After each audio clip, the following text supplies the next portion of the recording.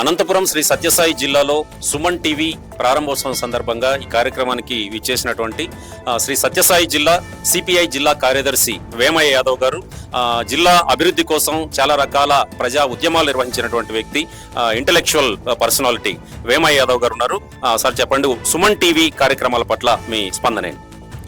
Suman TV ప్రారంభించిన తర్వాత సమాజంలో ఉన్నటువంటి అనేకమైనటువంటి అంశాలను గతంలో పత్రికా రంగం ద్వారా మాత్రమే బయటకు వచ్చేవి. పత్రికా రంగం ద్వారా రావడానికి అనేక మంది జర్నలిస్టులు శ్రమించి ఉద్యమాలు, పోరాటాలు, సమాజంలో ఉండేటువంటి రుగ్మతలు, లేదంటే వెలుగు చూడాల్సినటువంటి అంశాలు ఇవన్నీ కూడా 24 గంటల సమయం పట్టేది.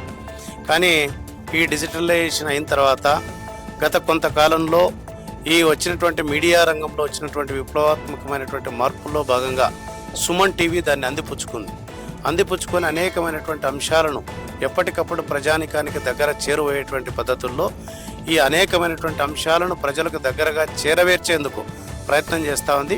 దీనికి సుమన్ టీవీ యొక్క యాజమాన్యానికి, వారి బృందానికి, వారి సభ్యులందరికీ కూడా భారత communist party CPI Shri Sathya Sai సమితి తరఫున ధన్యవాదాలు.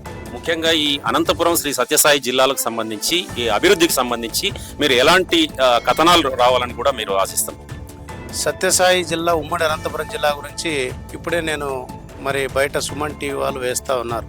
అత్యధికంగా భారతదేశంలోనే ఎండబడేటువంటి ప్రాంతం ఉమ్మడి అనంతపురం జిల్లా అని చెప్పి. ఈరోజు అనంతపురం జిల్లాకు 69 సంవత్సరాల తర్వాత స్వాతంత్రం వచ్చిన తర్వాత ఇంకా మనం ఎట్లాంటి పోరాటాలు చేస్తూ ఉన్నామంటే, ఇంటి పట్టా ఇవ్వండి, లేదంటే గుడిసె ఇవ్వండి, లేదంటే మేము భూమి దున్నుకుంటాము, మాకు 2 ఎకరాల పొలం ఇవ్వండి అనేటువంటి పోరాటాల్లోనే ఉన్నాం. అంటే 47 స్వాతంత్రం వచ్చిన రోజు ఏ రకంగా మనము అడగదలుచుకున్నాము ప్రభుత్వాలకి, 69 సంవత్సరాల తర్వాత కూడా వాటిని అడుగుతా ఉన్నాం. అంటే ఇంకా అధిగమించడంటే మనం 70 సంవత్సరాల దగ్గర అయినప్పటికీ కూడా స్వాతంత్రం వచ్చి మనం ఏ రకమైనటువంటి అభివృద్ధి, మనం ఆశించిన అభివృద్ధి ముందుకు పోవడంలే.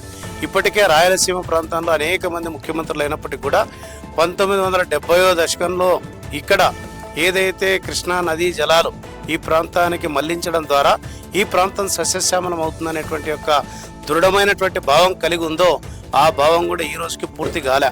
50-60 సంవత్సరాలు అయిపోతా ఉంది.